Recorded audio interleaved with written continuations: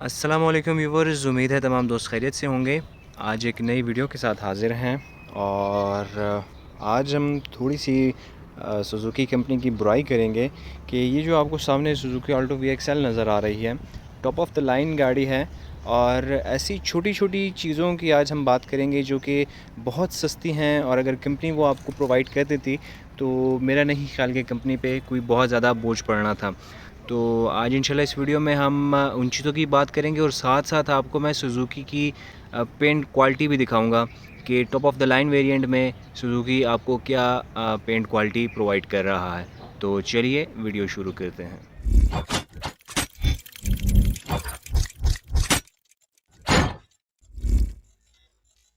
جی تو ویورز، سب سے پہلے آتے ہیں انجن بے کی طرف، اور آپ جب گاڑی کا بونٹ اٹھاتے ہیں تو آپ کو اس سائڈ پہ کونے میں اس کا کمپیوٹر یونٹ نظر آتا ہے، اور یہ جو کمپیوٹر یونٹ ہوتا ہے یہ بالکل ایکسپوز ہوتا ہے۔ اس کے اوپر کوئی آپ کہہ سکتے ہیں کہ پیکنگ یا کوئی اس کے اوپر کور نہیں ہوتا، اور خدا نخواستہ اگر اس کمپیوٹر یونٹ میں پانی چلا گیا تو پھر ڈیفینیٹلی آپ کو ایک ہیفٹی اماؤنٹ اس کے لیے پے کرنی پڑے گی کمپنی کو۔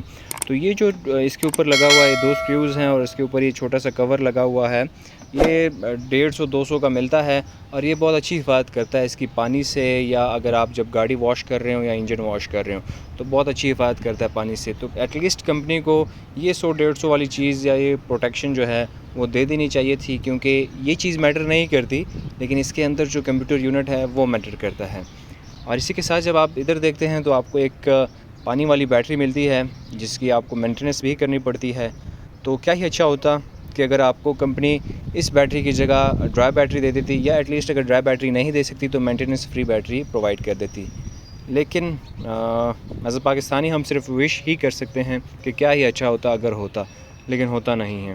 اور اس کے بعد پھر آتے ہیں اس کے فرنٹ بمپر کی طرف۔ تو فرنٹ بمپر جیسے آپ کو نظر آ رہا ہے، اس میں ایک تو آپ کو بالکل بھی فوگ لیمپس کی جگہ نہیں نظر آ رہی۔ ہاں، یہ بات ٹھیک ہے کہ اس کی جو اپنی ہیڈ لائٹس ہیں اس کی کافی اچھی تھرو ہے اور کافی اچھی برائٹنس ہے، اور رات کو آپ کو کافی ویزیبل ہوتی ہے جگہ راستہ، لیکن اس کے باوجود کبھی کبھار آپ کو ضرورت پڑتی ہے فوگ لیمپس کی، اور بالخصوص آپ کا جب فوگی سیزن چل رہا ہوتا ہے۔ تو اس لیے پھر کمپنی کو چاہیے تھا کہ ایٹ لیسٹ اس میں فوگ لیمپس دے دیتے، یا اگر فوگ لیمپس نہیں ہو سکتے تو یہاں پہ صرف فوگ کی جگہ ہی دے دیتے، فوگ لیمپس بھی ہم خود ہی لگوا لیتے، لیکن وہ بھی نہیں ہے۔ اور اس کے ساتھ ساتھ اگر آپ یہ بمپر اس کا ریموو کرتے ہیں تو یہاں پہ آپ کو سامنے اس کا گاڑی کا یہ اے سی کی جو جالی ہوتی ہے یہ نظر آتی ہے، اے سی کا فین ہے، اس کے ساتھ ہی ریڈیٹر ہے اس کا۔ تو یہ اگر خدا نخواستہ آپ کی گاڑی فرنٹ سے لگتی ہے تو بہت زیادہ نقصان کرتی ہے آپ کا۔ اس کا جو ریڈیٹر ہوتا ہے وہ بھی ڈیمیج ہوتا ہے، اس کے اے سی کی جو جالی ہوتی ہے وہ بھی ڈیمیج ہوتی ہے، اور اس کے ساتھ ساتھ فرنٹ اس کا جو ہے وہ کمپلیٹلی تباہ ہو جاتا ہے، کیونکہ یہاں پہ اس میں کوئی بھی آپ کہہ سکتے ہیں کہ راڈ یا کوئی بھی آپ کہہ سکتے ہیں کہ اچھی گیج کی اسٹیل کا کوئی راڈ، کوئی پروٹیکشن کچھ بھی اویلیبل نہیں ہے۔ صرف ایک یہاں پہ نیچے پلاسٹک کی ایک پتری سی لگی ہوتی ہے، اور ایک یہاں پہ ایک ہلکی سی راڈ گئی ہوتی ہے لوہے کی، جو کہ اتنا کوئی بھی خاص امپیکٹ جو ہے وہ اس کو ایبزارب نہیں کر سکتی۔ تو اب آگے بڑھتے ہیں، تو اب آتے ہیں گاڑی کی انٹیریئر کی طرف۔ اور جب آپ انٹیریئر میں بیٹھتے ہیں تو سب سے پہلے جب آپ کی نظر پڑتی ہے یہاں پہ تو صرف خانے بنے ہوئے ہیں، فنکشنز کوئی نہیں ہیں۔ ایٹ لیسٹ اگر کمپنی آپ کو پش سٹارٹ ہی دے دیتی تو بڑی اچھی بات تھی، لیکن چلیں اگر پش سٹارٹ بھی نہ دے، جو کہ آپ کہہ سکتے ہیں کہ اس کو ہم اگر کنسیڈر کر لیں کہ یہ کوئی ایکسٹرا فیچر ہے، تو ایٹ لیسٹ آپ کو ایکو آئیڈل ضرور دینا چاہیے تھا۔ جس طرح آج کل پاکستان میں پیٹرول کی یا فیول کی پرائسز دن بہ دن اوپر جاتی جا رہی ہیں، اور رش بھی بڑھتا جا رہا ہے روڈز پہ، تو ہر چوک پہ، ہر سگنل پہ آپ کا کتنا فیول جو ہے وہ لگ رہا ہوتا ہے، اور جب 1 سیکنڈ میں، یا آپ خود سوچ سکتے ہیں کہ 1 منٹ میں کتنا زیادہ فیول جو ہے وہ ضائع ہو رہا ہوتا ہے۔ تو ایٹ لیسٹ کمپنی کو ایکو آئیڈل دینا چاہیے تھا۔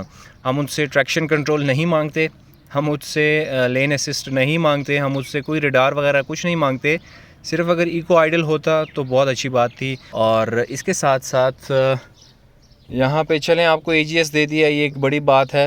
لیکن اس کے ساتھ ساتھ یہ جو LCD ہے اس کو جب آپ کھولتے ہیں اوپن کرتے ہیں تو یہاں پہ آپ کو ایک چھوٹی سی وائر دی ہوئی ہے کیمرہ کے لیے، لیکن پراپر کوئی وائرنگ نہیں ہے گاڑی میں کیمرہ کے لیے. تو ایٹ لیسٹ اگر آپ کو کمپنی نے گاڑی کے لیے کیمرہ نہیں پرووائڈ کیا یا کمپنی نے اس میں انسٹال نہیں کیا تو کمپنی کو چاہیے کہ وائرنگ پراپر پرووائڈ کر دیں. کیمرہ بھی ہم خود ہی لگوا لیں گے، جب باقی خرچہ کر لیتا ہے بندہ تو کیمرہ بھی لگوا سکتا ہے. اور کیمرہ تو آج کل نیسیسٹی ہے. جس طرح اس کے جو بیک ویو مررز ہیں تو ان مررز میں پیچھے آپ کو اگر کوئی چیز آپ کی گاڑی کے بالکل جو دونوں بریک لائٹس ہیں ان کے درمیان میں ہو تو وہ ڈیفینیٹلی آپ کو نظر نہیں آتی اور ان کو دیکھنا اس کو بہت مشکل ہوتا ہے. اگر وہ آپ کے پیچھے جو بیک سکرین ہے اس سے بھی نیچے ہو اور ساتھ میں جو ہے وہ دونوں لائٹس بیک لائٹس کے درمیان میں ہو تو وہ چیز پھر آپ کو نظر نہیں آتی. تو اس کے لیے پھر کیمرہ مسٹ ہے اور کمپنی کو چاہیے تھا کہ ایک کیمرہ بھی پرووائڈ کر دے. اور اس کے ساتھ ساتھ آتے ہیں پھر دوبارہ آپ کو میں باہر سے دکھاتا ہوں اس کے ٹائرز. تو یہ آپ دیکھ سکتے ہیں یہ اس کے ٹائرز ہیں اور یہ VXL ویریئنٹ ہے، top of the line variant. اس میں کمپنی نے آپ کو سمپل جو سٹیل کے رمز ہوتے ہیں وہ دیے ہوئے ہیں، کوئی اس میں alloy رم نہیں ہے اور اوپر یہ 2000 کے کورز جو ہیں وہ لگائے ہوئے ہیں. تو ہم نے تو جس ٹائم پہ گاڑی لی تھی اس ٹائم تو پھر بھی اس کی پرائس تھوڑی بہت کمپٹیٹیو تھی، لیکن آج کل اگر آپ لیں تو یہ تقریباً 30 لاکھ کی آپ کو پڑتی ہے. تو 30 لاکھ کی گاڑی میں آپ کو کمپنی alloy رم تک پرووائڈ نہیں کر رہی.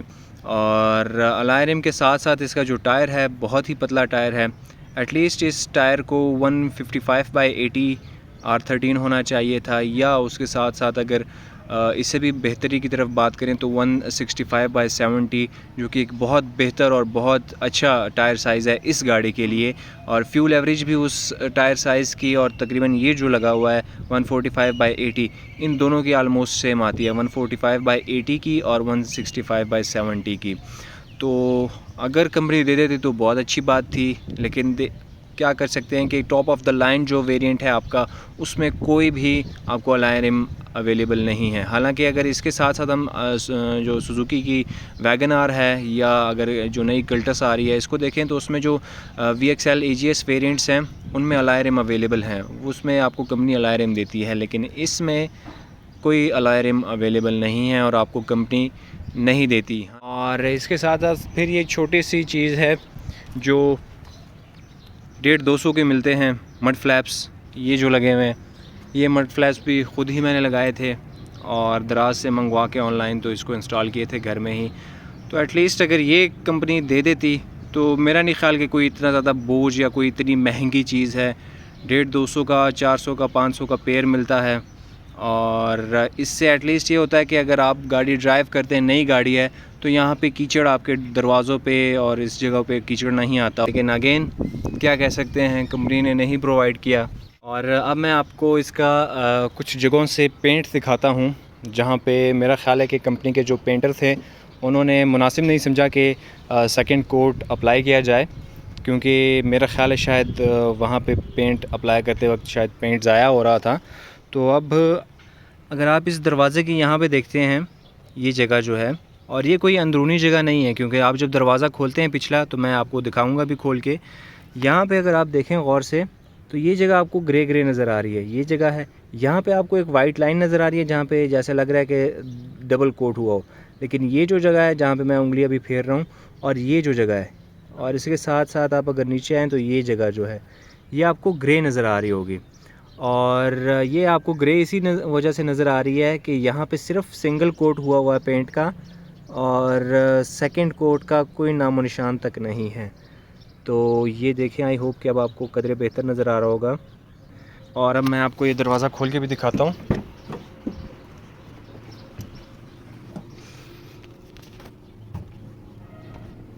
یہ دیکھیں، یہ آپ کو نظر آ رہا ہے یہاں پہ یہ سارا گرے ہے، یہ دیکھیں یہاں پہ یہ سارا گرے ہے. تو یہ یہاں پہ صرف سنگل کوٹ ہوا ہے اور وہ بھی شاید پینٹر نے غلطی سے کر دیا تھا ایک سنگل کوٹ. اور اس کے ساتھ ساتھ پھر جب آپ گاڑی کا ٹرنک اٹھاتے ہیں تو ٹرنک اٹھانے کے بعد جب آپ یہ جگہ دیکھتے ہیں یہ والی، تو اس میں بھی آپ کو وہ گریش سارا نظر آ رہا ہے اور ایک کمپنی کی آپ کو جو ہے وہ پینٹ کوالٹی نظر آ رہی ہے. تو بہت ہی ہلکا اور سنگل کوٹ ہوا ہوا ہے یہاں پہ. حالانکہ یہ جگہ جو ہے جب کہیں آپ کی گاڑی جو ہے وہ بارش میں باہر کھڑی رہے تو یہاں پہ سب سے زیادہ جو ہے وہ گند آتا ہے, اور یہاں پہ جو ہے سب سے زیادہ پانی جو ہے آپ کا گاڑی کا موو کر رہا ہوتا ہے, جو چھت کی وجہ سے پیچھے آ رہا ہوتا ہے اور پھر یہاں سے وہ فلو کرتا ہوا نیچے گرتا ہے. تو یہ جگہ پہ یہاں پہ اچھی کوالٹی کا اور double quote at least pant ہونا چاہیے تھا, لیکن اگر آپ دیکھیں تو یہ سنگل کوٹ ہے, اور وہ بھی ایسا کہ اس میں باڈی نظر آ رہی ہے.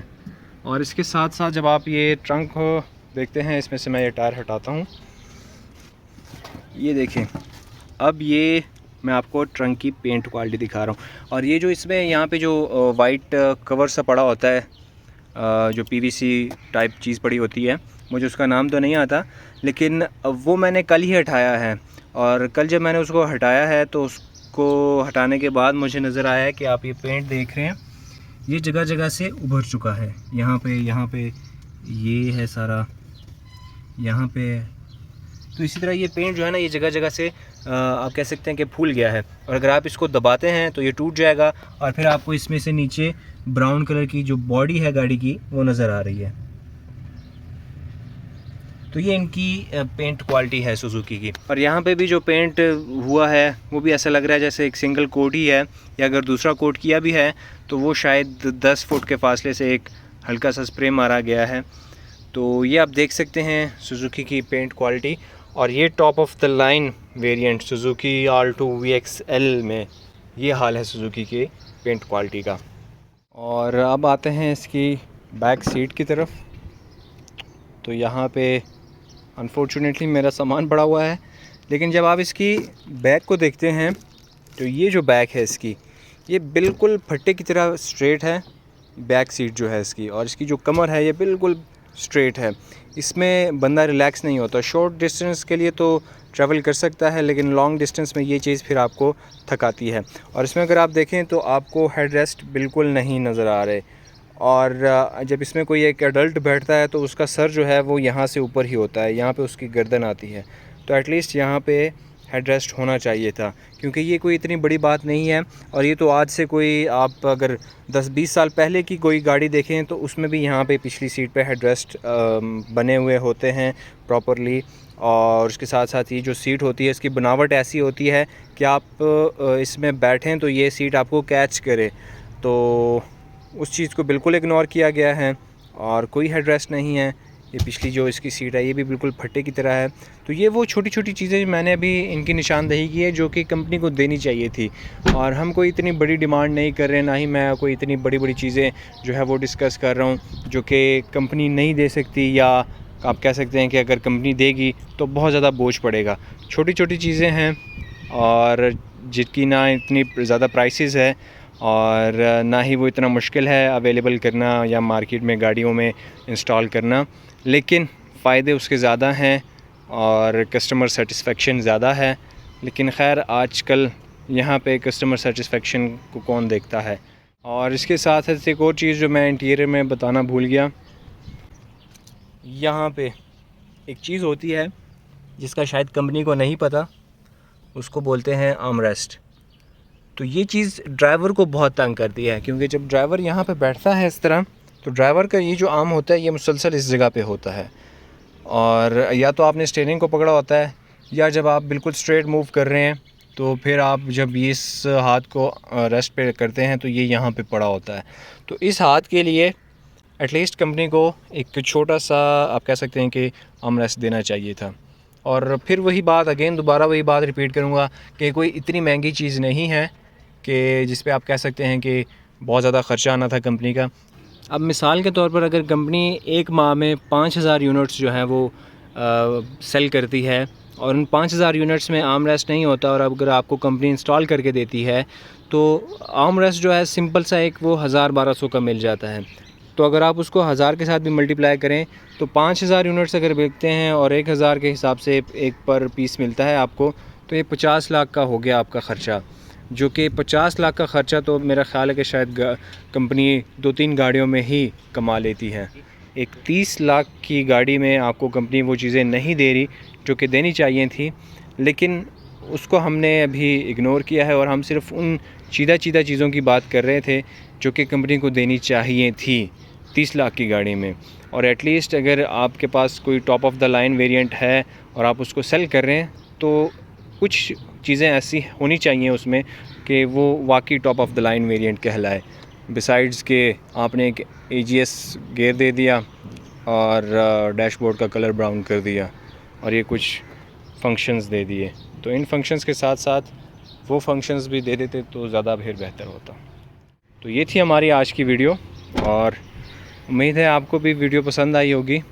یہ اس کا ایک اور ڈرا بیک ہے کہ اس میں جب شیشے بند ہوتے ہیں تو ہوا آپ کہہ سکتے ہیں کہ ایک ببل بنتا ہے، ہوا اس میں کیپچر ہو جاتی ہے. ہلکا دروازہ بند کرتے ہیں تو وہ بند نہیں ہوتا اور اس کو تھوڑا سا دبا کے بند کرنا پڑتا ہے. تو بس اب یہاں پہ اپنی ویڈیو کو اینڈ کرتے ہیں اور پھر حاضر ہوں گے نئی ویڈیو کے ساتھ. تب تک کے لیے اجازت چاہتا ہوں. دعاؤں میں یاد رکھیے گا. ویڈیو کو دوستوں کے ساتھ بھی شیئر لازمی کیجیے گا. چینل کو لازمی سبسکرائب کیجیے گا. آپ سے اجازت چاہوں گا. اللہ حافظ.